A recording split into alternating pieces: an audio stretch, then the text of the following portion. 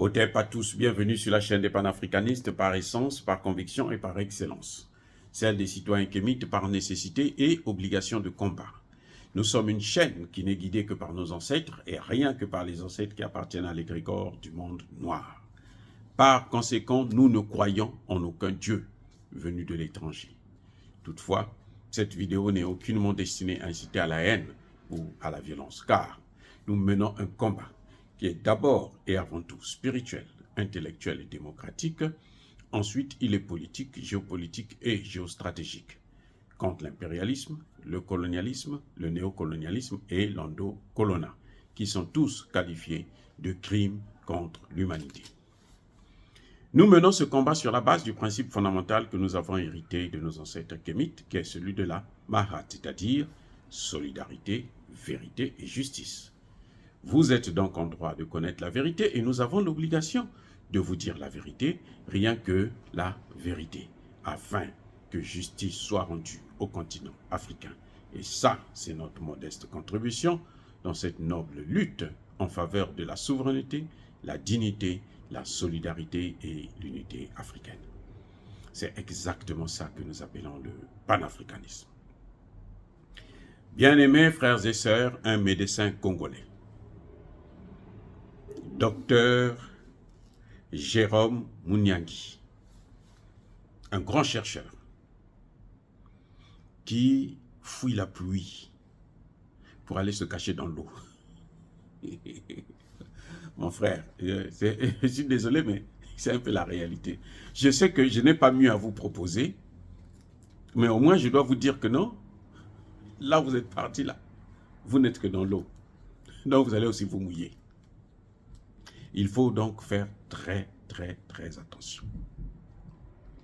Le docteur Jérôme Mouniangui, qui est de nationalité congolaise, Congo-RDC bien sûr, parce que de l'autre côté du Congo là, les gens, c'est la bière, c'est la fête, c'est la sape, c'est tout ce qui ne rapporte rien en fin de compte. Mais bon, comme on ne peut pas parler parce que tout va bien. Quand vous allez là-bas, vous savez que tout va bien. Et il faut dire que tout va bien. Comme ça, vous êtes tranquille. Et bon, la réalité, elle est toute autre chose. En tout cas, on voit comment ils sont. Bref, le docteur Mouniangui est un grand médecin qui a fait des recherches sur la lutte contre le paludisme et qui est l'un des inventeurs de la tisane Artemisia. L'artémisia, c'est la tisane qui soigne et prévoit le paludisme. Et c'est un thé, simple thé. C'est ce docteur-là qui a inventé ça. C'est lui qui a travaillé pour aider, vous avez entendu que pendant le Covid, Madagascar avait un médicament. Il a travaillé pour ça. Il est l'un des artisans, des créateurs de ce médicament qui avait été contesté, bien entendu, par la communauté dite internationale, autoproclamée, qui, lorsque ça ne vient pas d'eux, ça ne leur apporte pas de l'argent, alors il faut, bien entendu, faire une mauvaise propagande. Bref, ce docteur ne soutient pas, ne reconnaît pas, c'est un grand chercheur, il ne reconnaît pas le vaccin qu'ils sont en train d'expérimenter actuellement en Afrique contre le paludisme. Comment vous appelez ça? Le RTS GSK. Mosquirix plutôt. RTS GSK Mosquirix. Ce médecin-là, il sait et il a déjà dit, il a parlé dans les coulisses que ce vaccin-là, il n'est pas bon. Ce n'est pas un bon vaccin, c'est un faux vaccin.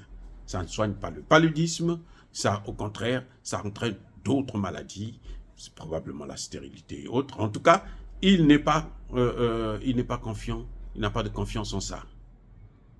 C'est l'un des meilleurs chercheurs en médecine africain actuellement. Mais oui, c'est pour ça que je vous en parle. C'est l'un des meilleurs chercheurs que nous avons actuellement. dans le domaine médical. Et surtout, en ce qui concerne les maladies africaines, notamment ce qui concerne le paludisme, qui est la maladie qui tue le plus en Afrique. Donc, vous voyez, monsieur docteur Jérôme Mouniangui s'inquiète pour l'expérimentation de ce vaccin anti-paludisme dans les pays comme le Malawi, le Kenya, le Ghana et le Cameroun. Le Cameroun, Paul Biya. Paul Biya aussi a accepté. Là. Venez expérimenter mes enfants, mes petits-enfants. Et puis, bon, vous pouvez les tuer, c'est pas grave. Vous les stérilisez parce qu'ils font trop d'enfants. Il faut les stériliser, par exemple. Donc, cette expérimentation, un vaccin, on ne le met pas sur le marché s'il n'a pas été expérimenté. Et vous ne pouvez pas expérimenter un vaccin sur des habitants comme ça, comme ils sont en train de faire en Afrique. C'est financé, hein, ce vaccin en question-là, qui tue, qui va massacrer encore les Africains comme d'habitude. Il est financé par Bill Gates.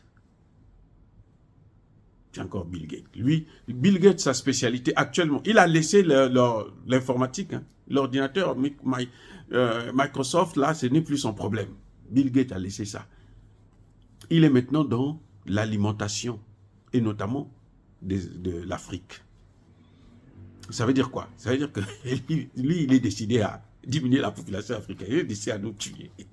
Et c'est aussi simple. Si vous ne comprenez pas que le Cameroun, hein, M. Paul Biya, ne croyez pas que Bill Gates, là, il aime les Africains. Parce que lui, c'est un spécialiste.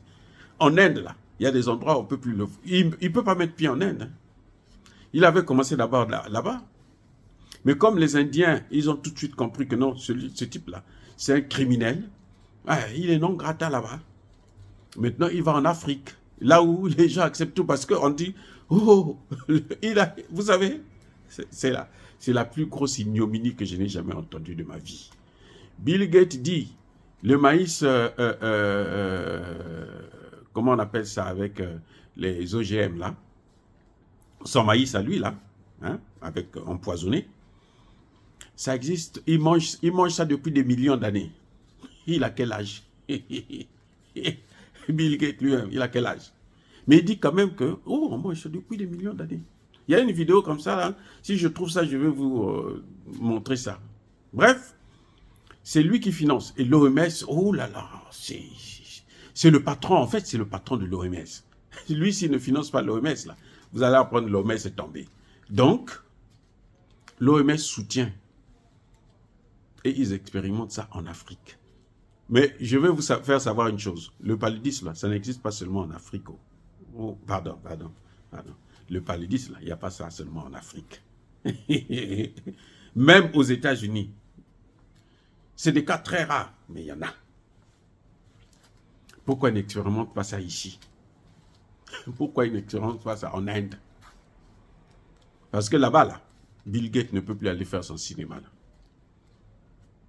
Il a fait ça tellement que maintenant les gens ont compris et puis ils ont pris des dispositions. C'est en Afrique. En Afrique, surtout quand vous donnez nos médecins, là, nos médecins, pas le docteur Mouniangui, mais les autres, là, les petits médecins, là, eux, ce n'est que l'argent qui compte. Vous leur donnez l'argent, ils vont venir faire... Au contraire, ce sont eux qui vont faire la publicité.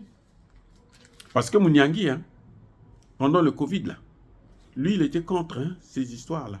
Il dit non, voilà le vrai traitement. Ça dit que c'est une crème hein, qu'on est en train de perdre. Parce qu'il va se cacher où? En France. Mais la France, c'est pas mieux que l'Afrique. C'est vrai que l'Afrique, c'est... Vaut mieux aller dans un autre pays africain. Mon frère, vaut mieux. C'est vrai qu'ils peuvent aussi te livrer. Mais bon, au moins dans les pays anglophones, peut-être que ce serait mieux. Mais bref, si ce n'est que la France, les États-Unis, c'est pas le meilleur endroit pour se cacher. C'est comme si, pour vous cacher, vous vous mettez sur la tour Eiffel. Et vous le cachez, vous ne voulez pas que les gens vous voient, mais vous allez quand même au-dessus de la tour Eiffel, ou la statue de la liberté. Voilà ce qui est en train de se passer. Vous vous souvenez de ce jeune chercheur africain qui avait inventé une télévision électrique où on n'a même pas besoin de brancher. Ils étaient, je crois, zimbabwéens, si j'ai bonne mémoire. Ils sont allés le prendre. Là, ce sont eux-mêmes qui sont allés le prendre. Oh, viens. Oh là là, tes recherches sont formidables, fondamentales. Oh là, mon Dieu, tu es meilleur. Il est venu, on l'a logé, on l'a hébergé, on lui a donné tout le confort, l'argent, les voitures, la nourriture, il mange bien, il dort bien. Très, très, très bien. Et il a exposé tous ses travaux. Quand il a fini, on lui dit, bon, il dit maintenant, bon, moi je vais avoir le brevet pour mes travaux. On dit, non, non, non, non, ça c'est pas scientifique, c'est un peu de la magie que vous êtes en train de faire. Mais entre-temps, ils ont vu ce qu'il a fait, les formules, ils ont toutes les formules. Et puis on l'a pris. Hein? On l'a visiblement empoisonné. Donc il est reparti là. Il est reparti en Afrique. Une loque, une légume. Je n'ai pas suivi l'affaire jusqu'au bout. Je ne sais pas, j'espère qu'il a pu survivre. Je le souhaite vivement. Mais il est reparti en Afrique une légume. Et qu'est-ce qui se passe? Maintenant ici, il parle de l'invention d'une télévision électrique. Donc les travaux que lui il a fait là, c'est maintenant ça que eux ils sont en train d'en parler petit à petit, pour éviter que les gens ne puissent faire trop la liaison avec ce que ils ont fait. Donc ils essaient de sortir ça. On attend peut-être comment, s'il est mort, on l'a oublié parce que surtout les Africains, ils oublient, les chercheurs comme ça, on les oublie facilement. Malheureusement, c'est comme ça. Et puis après, bon, maintenant on sort ça. On dit c'est nous qui avons inventé. Oh, vous savez, les Africains, là, nous on leur donne toujours la science. C'est nous qui on les a civilisés. Alors qu'ils sont venus prendre la civilisation chez nous. Vous voyez? Ils disent que ce sont eux qui sont venus nous civiliser. Alors qu'eux, ils sont venus apprendre, connaître la civilisation chez nous. Donc, non seulement ils montent, mais ils renversent carrément la situation. Ils vous ramènent, ils vous dénigrent encore. C'est horrible. Donc, docteur, vraiment, bon, c'est votre choix, hein, mais vous n'êtes pas encore sorti de l'auberge. La situation est encore insécuritaire, là, elle est encore. Eux, maintenant, ce qu'ils ont, c'est le poison. Ah, c'est des spécialistes, hein, vous mettez seulement un poison. Et puis, allez, vous mourrez petit à petit feu. Faites attention. Faites très attention.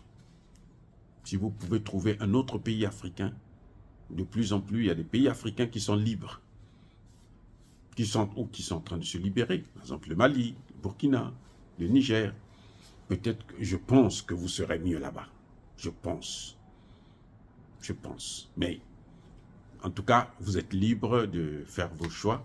Et notre rôle, c'est de vous conseiller au mieux que nous pouvons.